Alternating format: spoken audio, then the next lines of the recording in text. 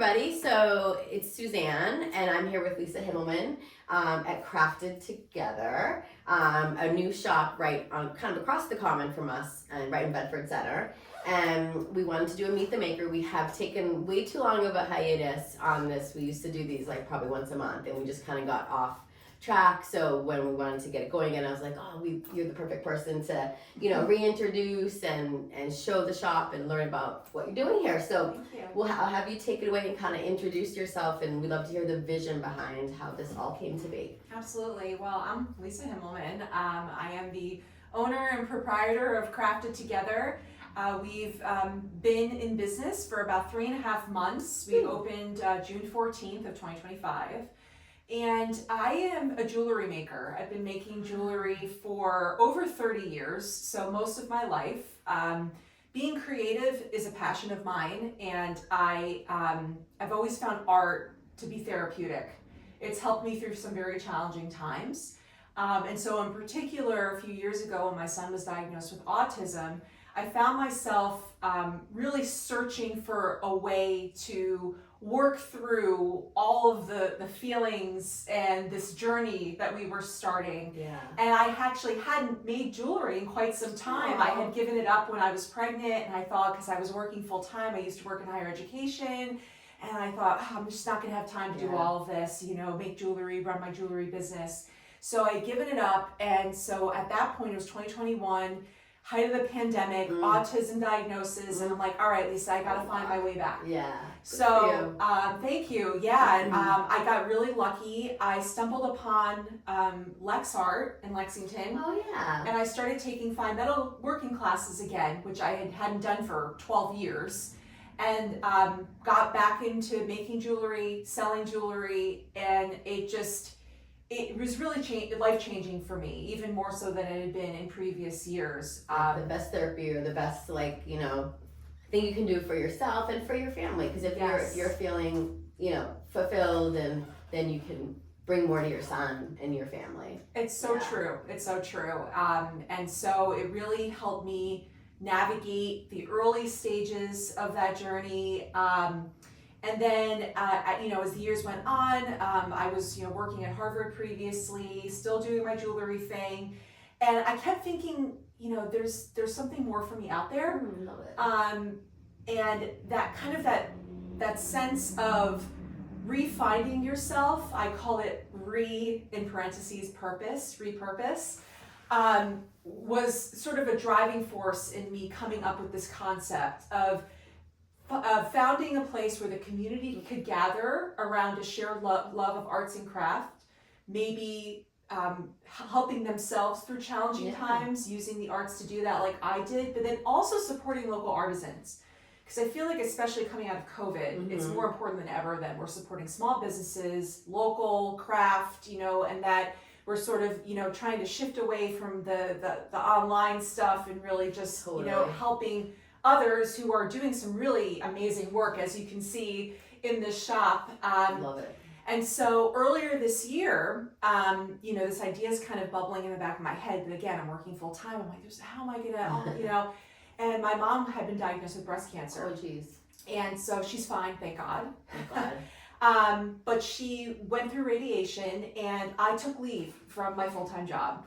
And so basically January and February, I was on leave, and that kind of life-altering experience, because my parents live with us, I'm very close with them, I'm an only child, coupled with the fact that I wasn't working, gave me the time and the capacity to really kind of like sit back, reevaluate, and work through this business.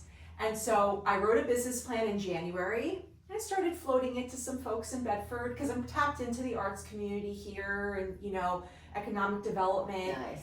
And once I told a few people, it was like a rocket ship. They said, this is what we need. Bedford just needs a place like this. You have to do it. And so the momentum just started from there. Impressive, because January is not, we're sitting here, it's like end of September. Like, that's really in the life of a business to get off the ground. Like, that's very impressive. Yeah, well, thank you. So somehow I managed to continue working full time while figuring out this business, found a place, Perfect place. You know, filed for my LLC, kind of went through all the steps. I was working with a small business advisor, Nice. just trying to help me through it. And then May came around, and I was able to make the decision at that point to resign from my full-time job. After 15 years in that career, I'd never done anything else. Leap. Yeah. I'm usually not such a risk taker, but I was like, it's now or never. Yeah, I love it. Yeah. What an inspiration to everybody else, because it's like a lot of people have ideas or they want to do this and they're so afraid to leave that corporate safety or job, you know, whatever the job security is. So 100%. good for you. Thank you. Yeah. And so at that point, I was just working on getting everything ready. I already had 20 artisans signed up.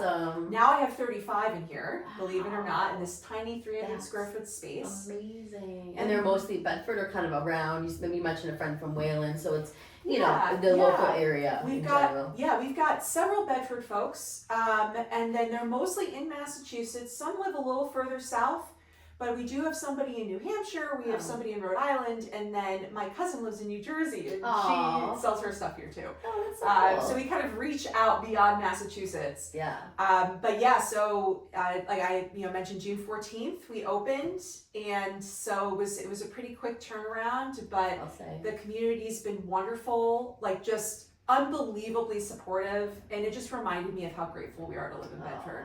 That's how long have you been in town? We've lived here 3 years. Oh, nice. Yeah. Oh, yeah. So wow, a lot happened like post COVID.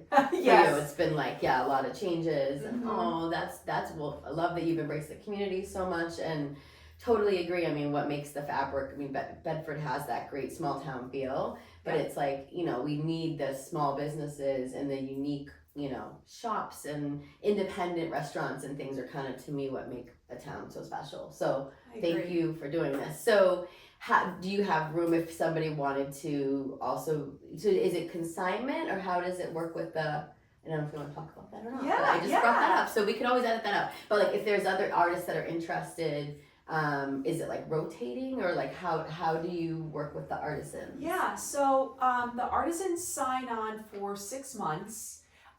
It just helps with, you know, preventing turnover in the shop, and most artisans want to give themselves that time to like build their business in a space. Definitely. And see, you know, if the place is working for them, what items are selling, you know, what would make them successful, and so it's generally, there's some type of fee with the consignment model. I did my best to make it as fair to the artisans as possible, because, you know, it's like striking that balance of not wanting all of the money stuff to be a barrier to entry, but also needing to run a business and keep the lights on, right? Exactly. Pay the rent and the advertising. Like, there's a lot that goes into running a business. Yeah. So I actually have a wait list of artisans.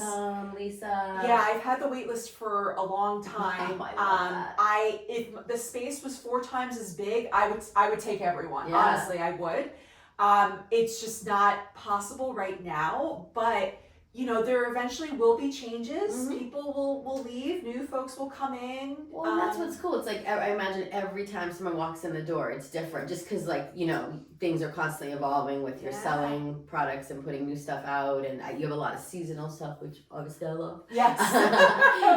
And do you do all the displays? Because it's really nicely done. Yes. Yeah. Yes. Thank you. You have a great visual eye for everything. I really wanted to kind of force people to look around.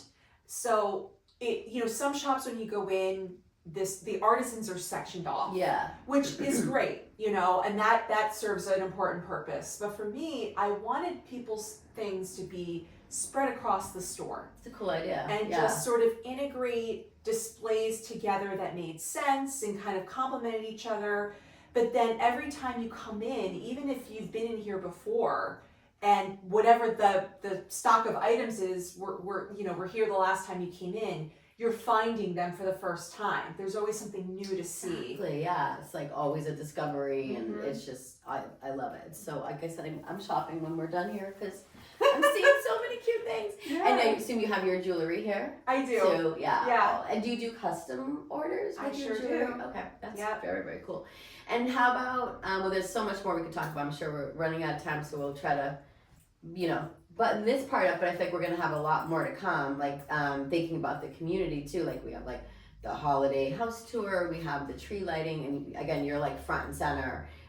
So what's the actual address here on South Road? It's 30 South Road. 30 South Road. Okay, perfect. So again, kind of right on the back of the town common. And now we've got like the Leaf bookstore. I want to talk to her at some point over on North Road. So there, again, like it's really cool that there's so many walkable local businesses now too. So and women owned. Exactly. Bedford moms. Valerie and I are very close. That's awesome. And so we've been talking about collaboration ideas. Namrata over here at the Purple Pencil. Oh yeah. So I think that there's a lot of opportunity to build on those partnerships between these small businesses. And if folks want to, I mean, obviously folks can come in and shop, but we also host workshops as well. Gonna ask. Oh, what a cool idea. Yeah, so we have all different types of art workshops. We've got about 10 scheduled, almost weekly now through December, and we just continue scheduling them because they sell out, and then we kind of see what the demand is, and so we try to offer more. Most are taught by artisans in this shop, but we do have a few other folks who have come in and started using this space to showcase their work. And that's the community piece of bringing people in to refine their skills, to learn something new. So that's been very important. And literally where we're sitting, this is where we have the workshop. Nice. I move everything out of the way, set up my table, and people get nice and cozy. Yeah, and it's such a beautiful, beautiful space too. Yeah. So inspiring. So it's like somebody might come in for one thing and then, be inspired by what another artisan's doing, or be like, oh, I've always wanted to pursue that passion, of whatever it may be, jewelry making, or I see paintings and knitting and all sorts of amazing. So it smells so good in here. So this has been awesome. Is there anything else? Obviously we're going to share all your contact information, and are those workshops on your Instagram or website, or what's the best way? Yeah, so craftedtogetherma.com is the website. So all of our workshops are posted on the upcoming events page. That's where you can learn more and register for the workshops. Nice. And I have my hours for the shop posted there as well. Right now we're open Wednesday through Saturday, primarily in the afternoons, but those hours will be expanding as we get into the holiday season and the busier time of year. Yeah. So if people want to follow us on Instagram, it's also Crafted Together MA. So between Instagram, our website, and our Google business page, and we also have a Facebook too, that's where you'll see all of the updated information, whether it's hours, upcoming workshops. I try to keep everything up to date so folks know when they can come see us. Perfect. That's awesome. Well, welcome to Bedford Center in your business. Thank you. And she's also a dog lover. What's your dog's name? Marvin. Oh, Marvin the pug. the pug. That's so cute. Did you ever bring him to work with you? I have. Yeah. I have. He's about 1.5, and so he's still a puppy. Yeah, still adolescent. Still gets very excited with strangers, which is great. He Yeah. loves people, but he can get a little crazy. So, but I think as he's getting older, I'm bringing him more and more. Yeah. So it really adds something. So fun. I love it. That's awesome. Well, thank you so much for your time. Thank and you. I love seeing the space, and we'll be seeing a lot more of you. So Yeah, sounds great, Suzanne. thank you. Thank you. Thank you, Lisa.